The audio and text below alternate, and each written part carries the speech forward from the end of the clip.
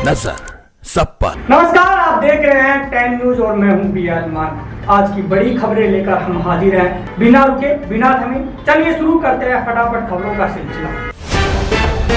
संयुक्त राष्ट्र महासभा में अफगानिस्तान की स्थिति पर लाए गए प्रस्ताव में भारत ने मतदान में हिस्सा नहीं लिया। भारतीय राजदूत ने कहा, मानवीय संकट से निपटने के लिए सिर्फ सजा देना समाधान नहीं। भारत मानता है कि अफगानों को राहत और विकास के साथ साथ संतुलित नीति की जरूरत है, न कि सिर्फ निंदा की। ब्राजील में शिव तांडव से हुआ मोदी का स्वागत। ब्रिक्स सम्मेलन में हिस्सा लेने के बाद प्रधानमंत्री मोदी ब्रासीलिया पहुंचे, वहां उनका जोरदार स्वागत हुआ। ब्राजील के रक्षा मंत्री ने अगवानी की और विदेशी कलाकारों ने शिव तांडव स्तोत्र गाकर माहौल भक्ति से भर दिया। भारतीय समुदाय ने भारत माता की जय के नारों के साथ मोदी का अभूतपूर्व स्वागत किया।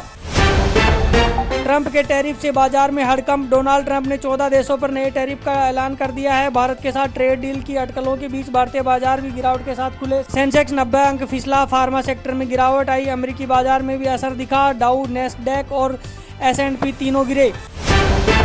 महाराष्ट्र में मराठी बनाम हिंदी पर आदित्य ठाकरे का बड़ा हमला। भाषा विवाद को लेकर आदित्य ठाकरे ने बीजेपी सांसद निशिकांत दुबे पर निशाना साधा। ठाकरे बोले, हिंदी से नहीं, नफरत फैलाने वाली सत्ता से है विरोध। महाराष्ट्र सभी भाषाओं का सम्मान करता है। दुबे का बयान भड़काऊ है और बीजेपी की सोच को उजागर करता है।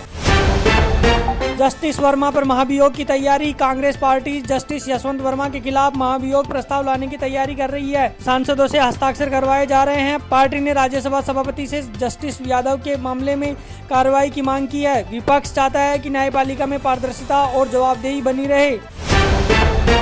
बागेश्वर धाम में भगदड़, महिला की मौत। बागेश्वर धाम में दीवार गिरने से एक महिला की मौत हो गई, 11 लोग घायल हैं। यह दूसरी बड़ी दुर्घटना है। 3 जुलाई को टेंट गिरने से एक बुजुर्ग की मौत हो चुकी है। पंडित धीरेन्द्र शास्त्री ने अपील किया कि श्रद्धालु घर से ही दर्शन करें।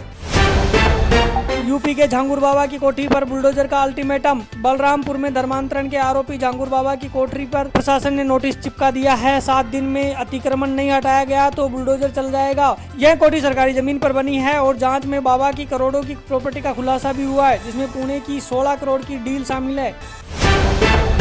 पटना में एनकाउंटर। गोपाल खेमका केस में हथियार सप्लायर ढेर। गोपाल खेमका हत्याकांड में आरोपी राजा का एनकाउंटर हो गया है। राजा ने ही शूटर उमेश को हथियार दिए थे। पुलिस के छापे के दौरान राजा ने फायरिंग की। जवाब में पुलिस ने उसे ढेर कर दिया। राजा के खिलाफ अवैध हथियार निर्माण और सप्लाई का नेटवर्क भी सामने आया है। जयपुर में एसीबी का बड़ा ऑपरेशन। भ्रष्टाचार निरोधक ब्यूरो ने जयपुर में बड़ी कार्रवाई करते हुए होमगार्ड विभाग के एडिशनल एसपी और सीआई को 25,000 रुपए की रिश्वत की राशि लेते हुए रंगे हाथ गिरफ्तार किया। शिकायतकर्ता जवान ने बताया कि दोनों अधिकारी 2 लाख की घूस और 8 महीने की मंथली वसूली मांग रहे थे। अब जाँच का दायरा बढ़ाया जा रहा है। रिसेप्शनिस्ट के खाते में गलती से आए 3 करोड़। फ्लोरिडा में एक रिसेप्शनिस्ट महिला के खाते में गलती से डॉक्टर की सैलरी ट्रांसफर हो रही। 11 महीने में कुल 3.43 करोड़ रुपए महिला ने कंपनी को नहीं बताया, बल्कि शॉपिंग, ट्रेवल और लग्जरी पर खर्च करती रही। अब वह जेल में है। केस की जांच जारी है। बोऊ भुट्टा भूत बनी ब्लॉकबस्टर किंग। छोटे बजट की ओडिया फिल्म बोऊ भुट्टा भूत ने छावा को पीछे छोड़ते हुए 2025 की सबसे प्रॉफिटेबल फिल्म का खिताब जीत लिया है। 3 करोड़ के बजट में बनी इस फिल्म ने अब तक 17 करोड़ की कमाई कर ली है और 400% से ज्यादा का रिटर्न बना डाला है। फिल्म दर्शकों के दिलों पर राज कर रही है, क्योंकि सास भी कभी बहू थी 2 के प्रोमो से फैंस हुए दीवाने। 25 साल बाद स्मृति ईरानी की वापसी तुलसी वीरानी के रूप में हो रही है, क्योंकि सास भी कभी बहू थी 2 का प्रोमो आते ही सोशल मीडिया पर बवाल मच गया। फैंस कह रहे हैं, अनुपमा को बंद करो, तुलसी वापस आ गई, अब गेम बदल जाएगा।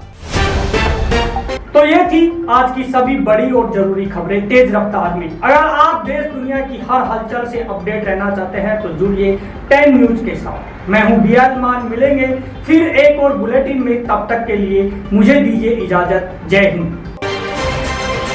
नजर सब पर।